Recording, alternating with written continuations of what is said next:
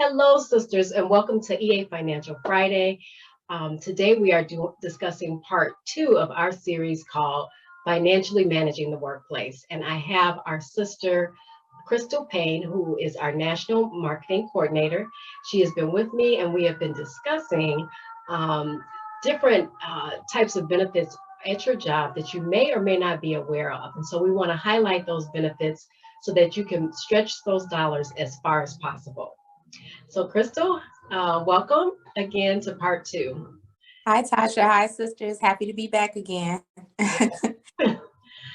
So, last month we talked about retirement plans, specifically 401k plans, health savings accounts, and healthcare flexible spending accounts, and also wellness incentives that your employer may offer. So, this month we want to delve into some more benefits that you might not be aware of. The first one is retirement plans. And so we want to give you a few other options. Crystal's going to kick it off for us. So, what I want to talk about basically is if sisters are working in nonprofit organizations or any type of governmental programs, there is a separate retirement program in which you can utilize, which is the 401(b) program. And so this is very similar to the 401k program. So essentially, if you're in these type of organizations or work in these type of organizations or a nonprofit organization, the 403b essentially is just an investment retirement objective that you could utilize. And it differs from the 401k in a sense that you can't it doesn't have as much flexibility in investments, but you are able to basically utilize mutual funds and annuities in that investment vehicle. And there's plenty of mutual fund opportunities and things of that matter in investments. So that's the only true restriction, but it's very similar in the 401k as it being pre-tax dollars from your income. And so it's good to look into this if you do work for these type of programs, which is a nonprofit or a school or anything of that matter, because this is a good retirement vehicle for you. And then just you can also inquire with your HR, what type of mutual funds or annuities or things of that matter that they're using to fund or invest that specific vehicle, because we know the market is down right now. So you may want to kind of get a glimpse as to what's being, what type of activity is going on in your portfolio, just so that you're, kept abreast as to, if you need to pull back on some certain types of investments or things of that matter. So it's just something to think about and look into. But yes, a 403B is the proper retirement vehicle for those who are in those types of fields. Okay, awesome. Another retirement option are called pensions.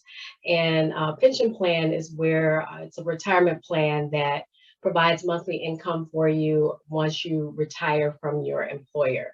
And so the difference between a pension plan and a 401k plan is that a pension plan is funded by the employer versus a 401k plan is funded by the employee. So with a pension plan, it is an awesome program if you're able to get it because, if your company offers it, because not many companies are really offering them as much as they used to. But that is money, again, that is funded by your employer. They're putting this money into a retirement account and investing it on your behalf. So again, if you have one, it is a great, great way to save up for your retirement. And then once you leave your company, you can take those funds with you and transfer them over to an IRA or an individual retirement account that you can control and manage how it's invested as well. So next, we're going to move on to some flexible spending plans. We did talk about those last month, and we have a couple more that we want to discuss with you today. So another plan is called the Dependent Care Flex Plan. And this is very similar to the healthcare spending plan, where pre-tax dollars are taken out of your salary and they're put into an account where whenever you make any type of dependent care purchases, like after school care or maybe a summer program while you're at work, those are some examples of some dependent care expenses. You would, once you incur those expenses, then you can get reimbursed from that dependent care account, flexible account. And so it's a great way to take advantage, get a tax advantage. And the limit for 2022, or the maximum, is 5,000 per household, or 2,500 if you're married and filing separately. So great option to look into if your employer offers dependent care flexible plans. And so now, Crystal, you have another plan you want to tell us about. Yes, so we kind of touched on it briefly last time, but it was the transportation flex plan, or the commuter benefits plan.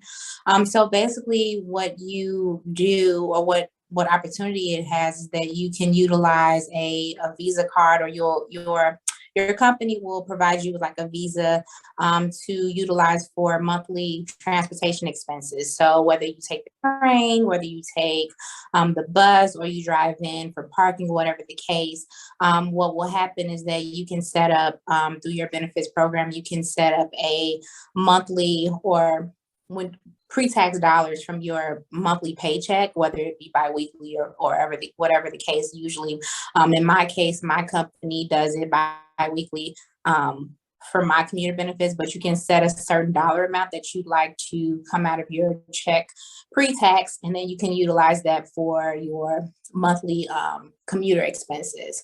And most companies that utilizes, they usually, the brand is usually, or the company that that they kind of do this vehicle through, is usually WageWorks or Health Equity. I know that our company utilizes those two programs, so you can look into that and see if that's an offering, but it's definitely beneficial, especially with gas prices going up, and then everything in terms of just all the costs that are increasing. I'm pretty sure that many people the metro is becoming a little bit more expensive and things of that matter. So it's just something pretty cool to utilize, because I utilize it, and I set my time or my amount from when I'm going into the office, and then I don't have to worry about it, and it's pre-tax, so I don't have to worry about being taxed on the opposite end from doing monthly parking and things of that matter. So it's very helpful. So definitely look into those programs, WageWorks and Health Equity, if your company offers that. Awesome, awesome. So we have touched on retirement benefits, flexible plans, and our last segment for today is insurance. And so Crystal is going to kick it off for life insurance. Yeah, so most companies offer what's called contributory or non-contributory life insurance. At my company specifically, they give you a one-time payment of $50,000 for non-contributory life insurance, but you also can opt to have contributory, where you set a certain amount pre-tax from your paycheck to go towards that life insurance policy that you can take out through your company. So I know sometimes it can be difficult finding a life insurance agent or somebody to help you in that realm. So just so that your company does offer both of those elements to you. So definitely take that into account and research that. And then also there's another insurance that I've just become privy to, which is the hospital indemnity insurance. So in the event that an employee goes into the ICU or has to stay in the hospital, this is pre-tax dollars that you can put aside in terms of an insurance program. And these will pay for your overall hospital expenses outside of your medical expense, your medical coverage. This is an additional amount of money that can be put towards, without copay or any of that, those type of details, towards your specific hospital stay. You're actually putting money into that insurance program for coverage. So hospital indemnity insurance is definitely something to consider, especially if you have frequently been there or been in the, going into the hospital frequently is something to consider. And then I think also you can include a spouse or children on that as well. So definitely consider that. Yeah, and that's a perfect segue into our last benefit, which is disability insurance, and that relates to any illness you may have, injury, illness.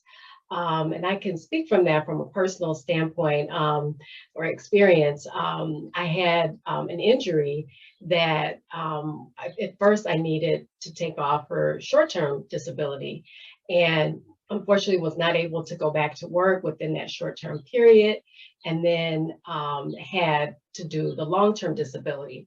Well, the fortunate thing was that I had taken out these benefits, the short-term and long-term disability insurance. And so it was very inexpensive, working for a larger company, especially larger companies are able to get policies that, for a large group of people. And so it's cheaper for them.